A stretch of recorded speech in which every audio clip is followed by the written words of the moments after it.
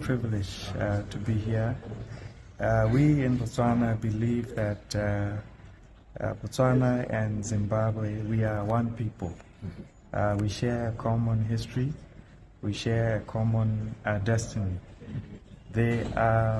Both countries are endowed with immense natural resources, human resources, and the onus is on us as the leadership and the people in the two countries to collectively co-create, collectively co-invest, and bring out the best. We express that we have been great admirers of what Zimbabwe has been able to achieve with building what is a renowned quality education system. Many may not know that Zimbabwe has also been able to create a manufacturing base that many other countries, particularly African countries, haven't been able to build. Zimbabwe has been able to build entrepreneurs, including entrepreneurs in telecommunications and financial services. So this creates a platform, this creates opportunities for Zimbabwe and Botswana to co-create and leverage on this base that Zimbabwe has been able to create. Right, Mamunzwa, Vice President Weku Botswana.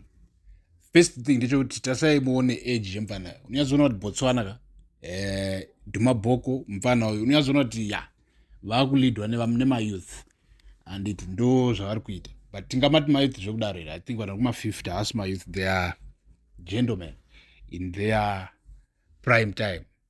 So anyway, amene zvaari kutaura izvi hanzi Zimbabwe yakavaka one of the biggest industry, and then look at the stance yaatora about nyaya yekumuvha yemazimbabweans anomuvha achienda kubotswana. Hanzi isusu tiri nyika mbiri, we are one people. Well, it sounds good, but regai timbonyatso kuvhendenyura nyaya idzi timboona kuti on an economic level, what do Botswana benefit from migrants? Well, Botswana inyika inowana shoma singambobviri.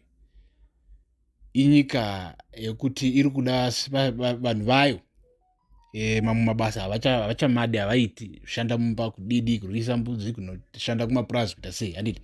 So vanhu vari kubva kuZimbabwe vachipinda muBotswana vari kuipa that supply yebasa iroro, because iye agara ine vanhu vashoma.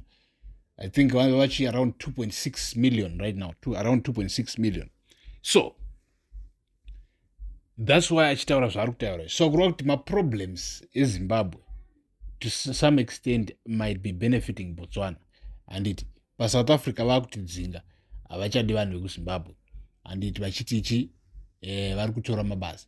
But at the end of the day, I mean, uko kuna vanhu vakawanda, but it's still politics. But mazvinzwira muri Zimbabwe, this is what Vice President Weku Botswana thinks about Zimbabwe, kuti iri kubudirira, iri kuitawo zvinhu zvinobatika zvinoonekera, and the integration yeBotswana neZimbabwe ngarambe ichiita strong. I mean, this is the dream, this is the one Africa dream right now. So either way, they are moving in the right direction, and we are standing with them. Peace.